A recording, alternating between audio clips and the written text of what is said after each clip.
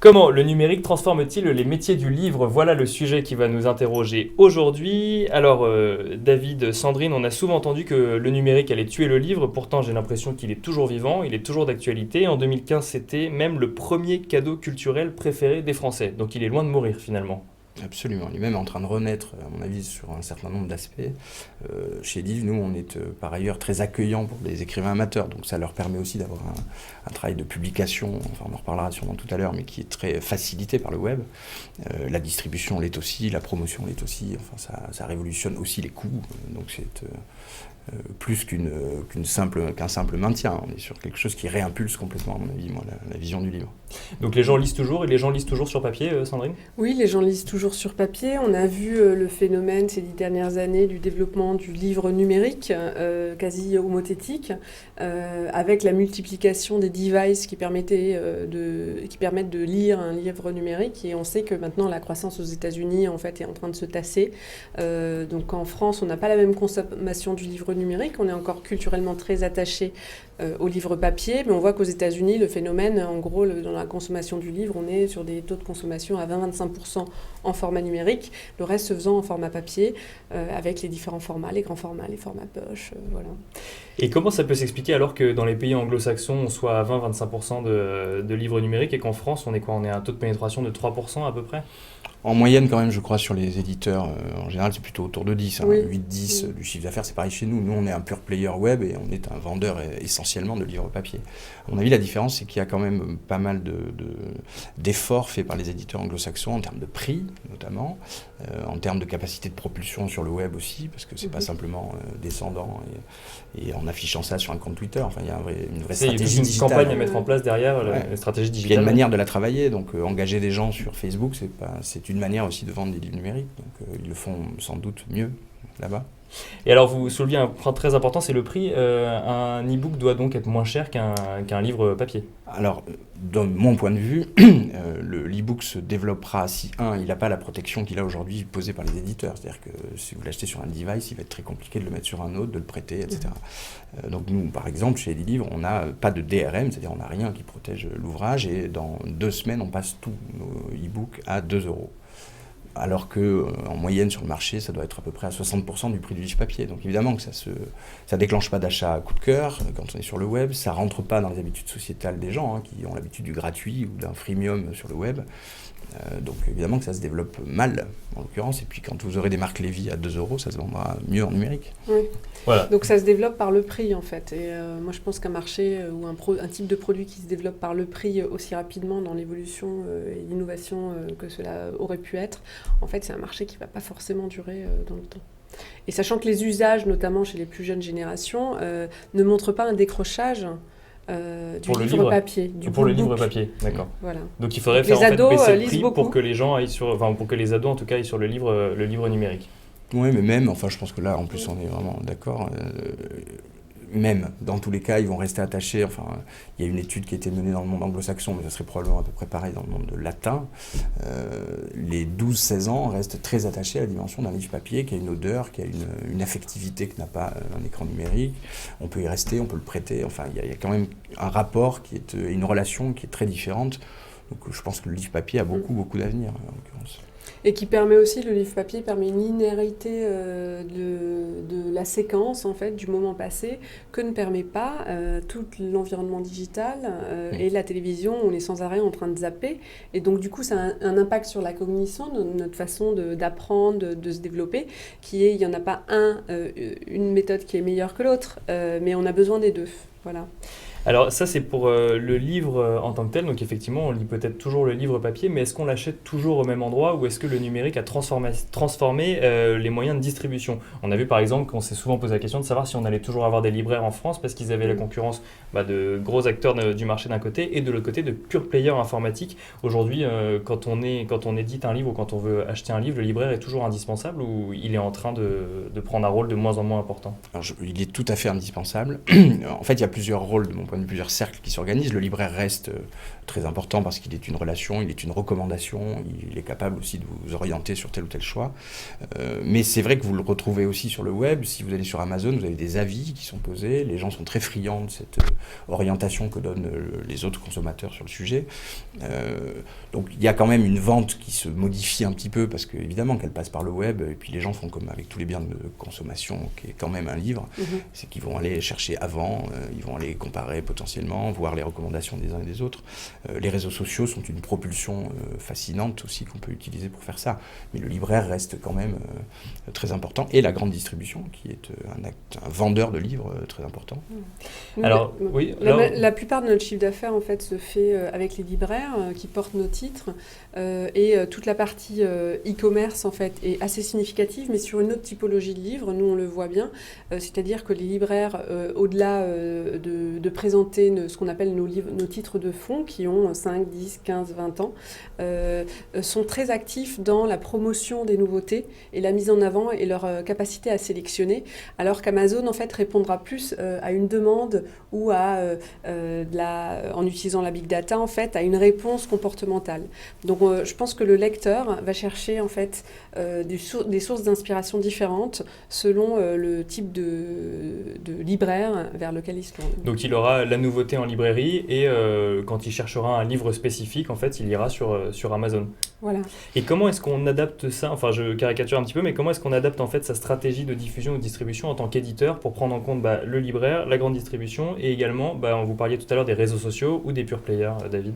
Alors nous on le fait, alors j'ai un exemple que je voulais vous raconter à l'instant, mais nous on a un nouveau partenaire qui s'appelle Cube, qui est un acteur web, qui va vous demander en tant que lecteur quels sont vos goûts, les livres que vous avez lus, enfin, etc. Et qui sur cette base-là va vous proposer quelque chose qui va redescendre dans du retail, c'est-à-dire qu'il va aller voir des libraires qui vont sur cette base-là vous faire des recommandations. Donc c'est un questionnaire en fait qu'on remplit. Exactement, c'est un schéma de profil, de profiling qui est produit là-dessus avec de la data donc, qui est envoyé ensuite à un libraire qui lui va faire une recommandation beaucoup plus personnalisée, voire littéraire au sens porté par ça, et qui ensuite repart sur un format type Amazon et qui vous envoie l'élément. Sinon, de manière plus générale, nous on a un schéma qui est beaucoup plus natif dans le digital. Donc on a beaucoup travaillé la dimension web. Il y a beaucoup de capacité à faire savoir, à rencontrer des journalistes par exemple. Sur Twitter, c'est un outil très facilitant d'un point de vue du contact. Donc on peut y aller. Après, il faut savoir le faire pour ne pas être une espèce de spam permanent. Facebook a une capacité à la Big Brother qui connaît très bien ses utilisateurs. Donc si vous lui dites « je voudrais tous les blonds qui habitent l'Aquitaine et qui aiment la littérature policière », il vous les trouve. Il est capable. Et donc vous avez la capacité à pousser aussi des ouvrages, des auteurs sur une cible qui est très déterminée là-dessus. Nous, on vend beaucoup sur notre site web, mais encore une fois, les deux sont très importants. C'est un mariage qui se fait de lui-même, à mon avis. Nous, donc les puffs sont redevenus libraires. Donc tout le monde avait dans le cœur la librairie des puffs qui avait fermé près de la Sorbonne, qui avait fermé il y a 17 ans. Et donc on a coup sur coup mis en ligne un nouveau site éditorialisé avec de la vente en ligne, du e-commerce et des formats numériques en fait de livres. Et 10 jours après, on ouvrait la librairie des puffs. Avec une originalité, puisqu'il n'y a plus de stock. Du coup, il n'y a plus de livres. Une innovation, en fait. C'est-à-dire qu'on présente dans cette librairie nos 6000 titres PUF, édités par PUF, dont toute la collection Que sais-je, bien entendu, active, plus 3 millions de titres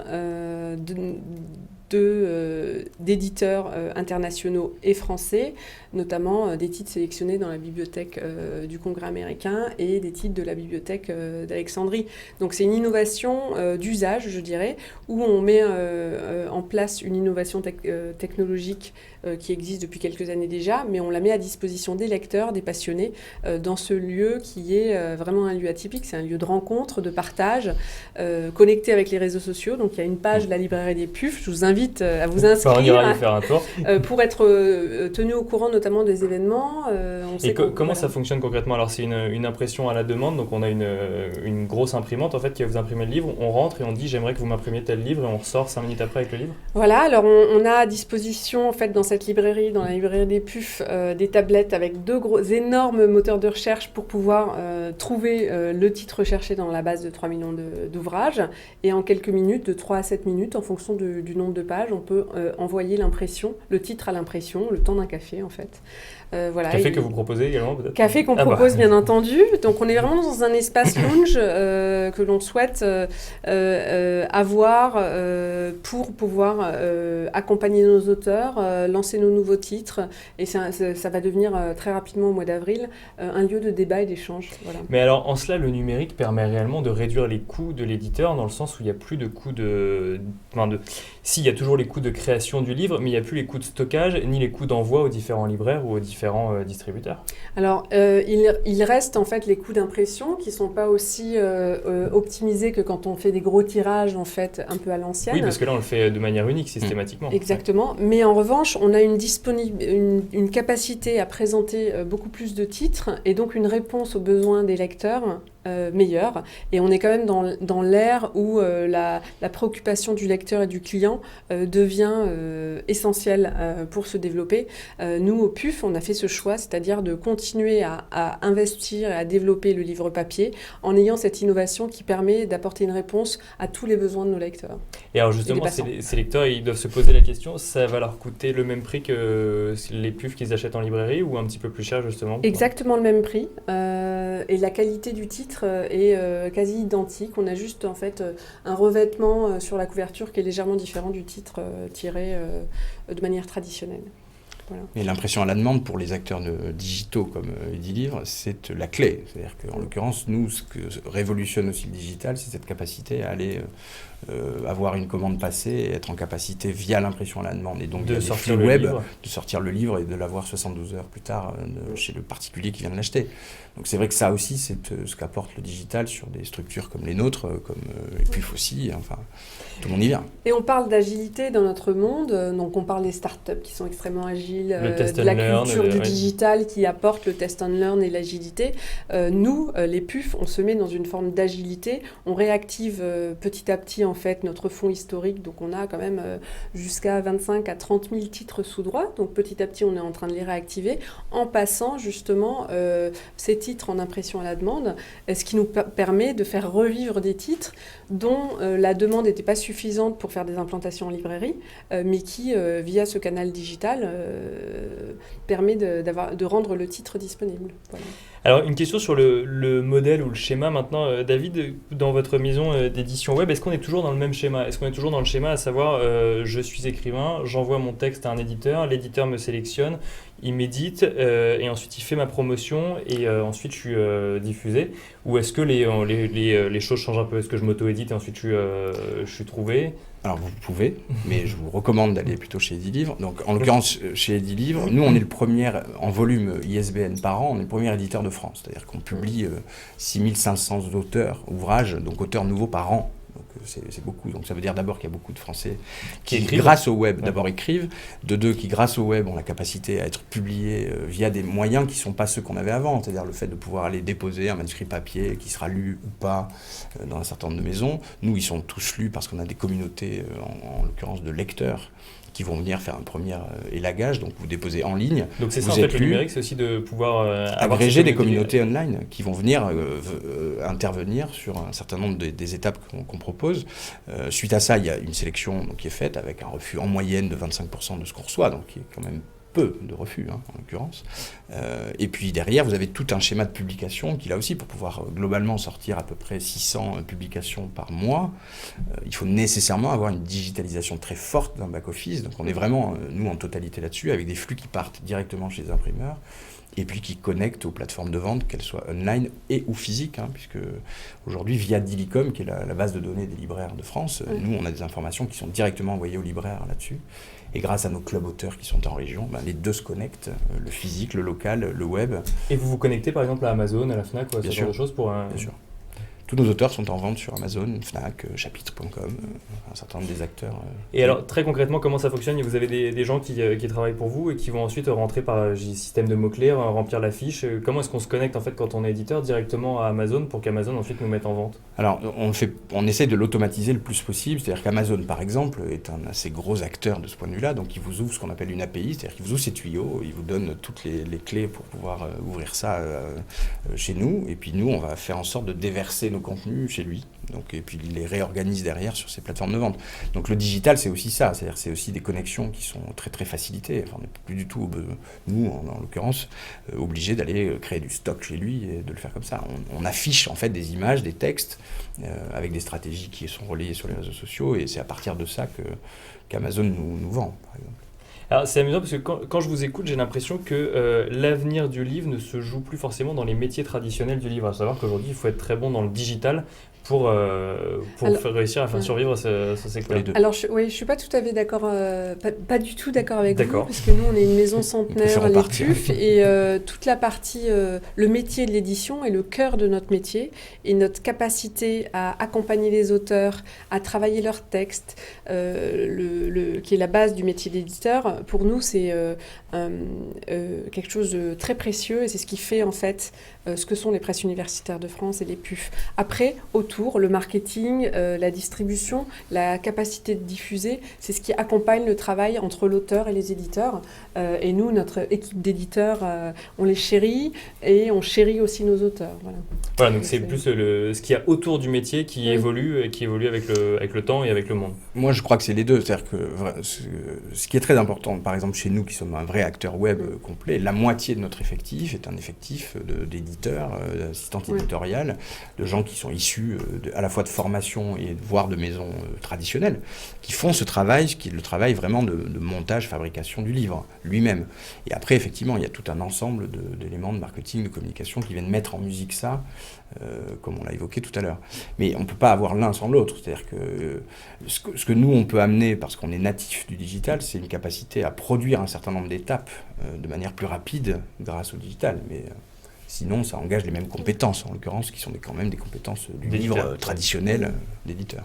Et toute l'évolution, en fait, des techniques marketing et de la distribution ou de la diffusion du livre viennent aussi avec les évolutions sociétales que l'on vit, c'est-à-dire on est plus connecté, on regarde moins la télé ou la télé avec un deuxième écran, et forcément, quand on cherche à faire du marketing et à toucher certains lecteurs dans des cibles, on est obligé de s'adapter. En fait, c'est le cours de la vie. Voilà. Une question qui nous a animés un petit peu avant l'émission, l'auto-édition, pour vous, c'est une menace ou une auto-opportunité ? Ou plutôt une opportunité, pardon. Alors moi, je pense que c'est une opportunité pour la chaîne du livre et pour le métier de l'édition. Pourquoi ? Parce que je pense que plus il y a de gens qui publient des livres et qui sont édités, plus ça rendra riche le métier d'éditeur et la chaîne du livre globale. C'est-à-dire plus il y a d'articles, plus il y a de livres, plus ça peut donner envie de lire au lecteur. Quel que soit le positionnement de l'auteur, quelle que soit en fait l'histoire de l'auteur qu'il livre comme un héritage en fait. Donc plutôt une opportunité, même si l'auteur peut se publier lui-même et en fait envoyer son livre directement à son lecteur sans passer par l'éditeur, ça reste une opportunité parce que ça amènera plus de gens à la lecture en fait. Oui, et puis je pense que comme dans tous les secteurs, il y a des petites couturières par exemple dans le secteur de la mode qui font des choses elles-mêmes en do it yourself et qui sont des marchés extrêmement porteurs. Il y a des grandes chaînes qui font de la consommation de masse et puis il y a de la haute couture. Et je pense dans tous les secteurs, on retrouve ça dans l'automobile et dans plein d'autres secteurs aussi. Et dans l'édition, dans la chaîne du livre, c'est pareil. Et heureusement, ça prouve que en fait, la chaîne du livre et le métier d'éditeur est très vif et très actif. Puis ça permet, si je peux me permettre, aussi de rafraîchir un peu les sorties littéraires qui sinon sont parfois un peu routinières, on va dire, en septembre. Nous, on n'est pas très loin de l'auto-édition en réalité, entre les deux, entre l'auto-édition et l'édition à compte d'éditeurs. C'est vrai que c'est quelque chose qui permet, de pouvoir démocratiser l'accès à l'édition, donc de faire en sorte que les globalement 400 000 manuscrits qui circulent en France et qui sont à moins d'1% édités dans l'édition traditionnelle puissent voir la vie. Et cette vie-là, il se trouve qu'on a des exemples assez récents. 50 Shades of Grey, c'est quelque chose qui a été auto-publié et qui ensuite sort parce qu'il est repéré par un éditeur qui a la puissance de le propulser derrière. C'est très important de pouvoir avoir aussi cet arrivage de textes qui sont atypiques en tous les cas dans le canal de sortie. Donc moi, je crois que c'est plus qu'une chance. C'est-à-dire, c'est quelque chose qui, à la fois, amène de la lecture, amène d'autres manières de lire, d'autres contenus de lecture, amène des gens aussi à écrire et à propulser. Enfin, là aussi, on surfe sur des tendances sociétales qui sont j'aime bien m'exprimer, que ce soit sur Facebook ou autre, j'ai un avis sur tout. Là, je peux le faire avec un format livre, évidemment. Alors que nous, au PUF, on est vraiment un éditeur sélectif, gage de toute l'histoire qu'on a. Voilà, mais c'est notre métier et c'est comme ça qu'on le fait. Ce qui ne veut pas dire qu'il y a... C'est pour ça qu'il y a plusieurs Il y éditeurs a aussi, plusieurs éditeurs qui font leur métier, même si le cœur du métier est le même, qui font leur métier de manière différente, pour répondre aux besoins des lecteurs qui sont des besoins différents. Merci à tous les deux et je vous propose de rester en plateau et on va tout de suite passer à la rubrique Clin d'œil.